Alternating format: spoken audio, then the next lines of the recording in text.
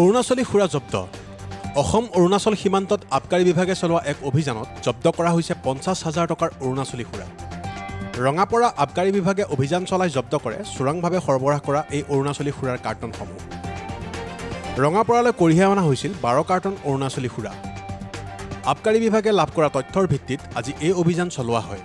উল্লেখযোগ্য যে ভালুকপুঙৰ পৰা ভিতৰুৱা পথেৰে এইদৰে ৰঙাপৰাৰ একাংশ লোকে অৰুণাচলী সুৰাৰ চোৰাং সৰবৰাহ কৰি আহিছে।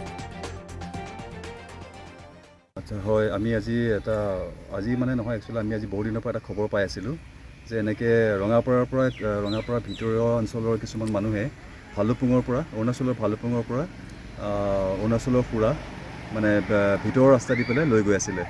আৰু সেইমতে আজি আমি অভিযান চলালোঁ। অভিযান চলাই পেলাই আমি প্ৰায় 12 কাৰ্টুন আমি অৰুণাচলী সুৰা জব্দ কৰিবলৈ সক্ষম হৈছোঁ। কিমান হ'ব আনুমানিক মূল্য?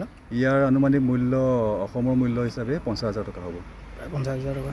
কাৰোবাক আটক কৰিছে নেকি? নাই, এই সন্দৰ্ভত কাকো আটক কৰা হোৱা নাই।